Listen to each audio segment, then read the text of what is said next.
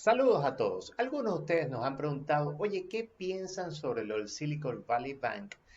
No debemos estar preocupados, no debemos preocuparnos y bueno, ¿cuál es un poco la opinión hasta este momento? Entonces, lo que podemos ver, y para ello hemos hecho una pequeña presentación para ustedes, es que los procesos de cierre de bancos en los Estados Unidos son mucho más normal que lo que las personas creen. Durante los años 2011 hasta el 2020, en promedio cada 2 meses en los Estados Unidos se dio un cierre de un banco. Entonces, ¿qué es lo que pasa en este momento? ¿Por qué esto el Silicon Valley Bank está haciendo tanta bulla? Bueno, porque era un gran banco que ocupaba la posición número 16 de los bancos más grandes en los Estados Unidos y desde el año 2008, después de la crisis financiera, no se había visto una caída de un banco tan fuerte como este caso. Entonces vamos a conocer un poquito más sobre este banco, particularmente saber que tenía sede justamente en Santa Clara, California, y era el banco más grande en todo lo que se refería al mundo justamente del Silicon Valley, que es esta zona de emprendimiento tecnológico. Él nace como la idea de dos banqueros también, que entiendo que trabajaban en Bofa. Estos dos banqueros más bien un día estaban jugando póker, qué casualidad, y nace la idea de por qué no se hace un banco para la gente del Venture Capital. Porque la gente del Venture Capital, recordemos que son aquellas empresas que más bien no tienen cómo mostrar que tienen una utilidad, tienen capaz una buena idea de negocio, pero no tienen ni siquiera un capital inicial. Entonces, estas compañías se encargan de recolectar un capital de inversionistas y colocarlos en estos distintos proyectos para hacerlos crecer en el tiempo, pero también sabemos que todos esos proyectos que van colocando, muchos no se dan y algunos se dan. Entonces, desde un principio, este banco nace para apoyar a estas empresas de capitales de riesgo. También, por supuesto, en esas empresas hubo muchas empresas que crecieron muchísimo y hubo una cantidad de otras empresas que más bien no lo lograron. Pero particularmente durante los años 2019 hasta el 2021 se dio una gran fiesta en el mundo de los venture capital. Ellos captaban todos los días más bien grandísimas cantidades de dinero y esas cantidades de dinero no conseguían proyectos tan rápido para poder invertir ese dinero y colocaban ese dinero en este Silicon Valley Bank. Lo que hizo que durante ese periodo el nivel de depósitos de este banco se triplicara. Entonces, ¿qué es lo que ocurre con los banqueros del Silicon Valley Bank? Dicen, oye, ¿qué hago con esta cantidad de dinero? No tengo a quién darle préstamos tampoco por mi lado. Y cuando ven, más bien dicen, bueno, los voy a invertir, pero los voy a invertir a bonos de muy largo plazo. Y hay un factor justamente de no buen manejo de riesgo de crédito. Vamos a poner mi cara un poco más pequeña en este caso. ¿Y qué es lo que empieza a ocurrir? Bueno, justamente que lo que empieza a ocurrir es que en el año 2022, como ustedes saben, las tasas de interés empezaron a crecer. Y cuando las tasas de interés crecen, el valor de los bonos y sobre todo aquellos bonos que tengan una duración o un vencimiento muy largo, cae en la medida en que las tasas van subiendo. ¿Ok? Es un motivo para otro video, pero sencillamente tomen esto como un parámetro ahí y lo podemos ir guardando ahí. Entonces, ¿qué ocurrió? En el valor de diciembre del banco ya se veía que había un hueco de unos 15.000 millones de dólares porque se empezaba este proceso de subidas de tasa de interés y esos bonos cada vez empezaban a valer menos. Ahora bien, recientemente el presidente de la Reserva Federal, Jeremy Powell, empieza a decir que las tasas de interés van a tener que seguir creciendo. Con lo cual en marzo los ahorristas, recordemos que este no es un banco de ahorristas como general, más bien un banco donde la gran cantidad de dinero está colocada, está más bien depositada por estos grandes grupos de venture capital. Bueno, entonces lo que se empieza a dar cuenta es que hay un hueco y que las tasas van a seguir subiendo y que de esa forma el hueco se va a poner más grande. Y entre ellos justamente empieza un proceso de pánico en que empiezan a hacer retiros del banco. Los retiros fueron tan fuertes que el banco se vio obligado a vender 21.000 millones en bonos, pero esos bonos tenían una pérdida de 1.800 millones de bonos. Entonces también, cuando ven esa pérdida de 1.800 millones por la venta de estos bonos, más inversión, más ahorristas se ponen más nerviosos y tratan de sacar tal cantidad de dinero que no había el dinero para hacerle frente a todos estos ahorristas y la FDIC toma el banco. ¿Ok?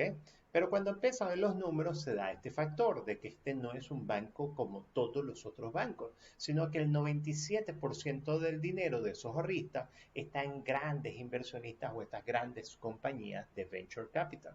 Entonces lo que se empieza a ver, ya el banco está funcionando en esta semana y lo que se empieza a ver es que, bueno, vamos a ver porque la protección que está dando ahí no va a cubrir a todo, pero no es menos cierto que también ese dinero está colocado en una parte enorme en bonos, como vamos a ver en la próxima lámina. Entonces, en la próxima lámina, ¿qué es lo que podemos ver? Esto es un poco cómo está el balance de este banco antes de haber sido intervenido y este proceso de corrida. Ellos, por su parte, justamente venían prestando en esa área que ellos conocen, de esos venture capital o angel investor, pero también la otra parte, como 91 billones de dólares o 1.000 millones de dólares, lo tenían colocados en bonos de larga duración, que es donde tuvieron la mayor parte de esta caída. Y por el otro lado empiezan todos estos ahorristas que también tenían instrumentos que ganaban tasa de interés muy buena, empiezan a tratar de sacar rápidamente ese dinero y como ven las salidas fueron muy fuertes y muy rápidas en un solo momento, lo que hacen que el balance de este banco se caiga completamente, porque debemos recordar que los bancos lo que hacen es que captan por un lado para prestarla a distintas personas, pero como vemos aquí, el negocio de intermediación no estaba tan claro, sino que más bien era más bien un negocio más financiero que de intermediación bancaria. Recordando la intermediación es tomo dinero de los ahorristas para prestárselo justamente a personas que necesitan un crédito en un momento dado. Entonces, ¿qué es lo que podemos ver aquí? Particularmente un mensaje es que no todos los bancos son iguales, señores. Esto de este momento de caer en pánico y sentir que ahora sí esto le va a pasar a todos los bancos, no es así, sino que le está pasando a estos bancos que quisieron vivir esa gran fiesta, que más bien no administraron bien sus riesgos, pero es muy, muy distinto, sobre todo, por ejemplo, los grandes bancos, cómo ellos administran sus riesgos, son totalmente distintos. Porque esto es un banco con una concentración muy grande en un solo sector de la economía, mientras que la mayoría de los bancos tienen todo tipo, tienen clientes de restaurantes, tienen clientes de construcciones, tienen distintos tipos de clientes y tienen un proceso también de intermediación en la cual les pagan por préstamos y ellos pagan a todos estos ahorristas.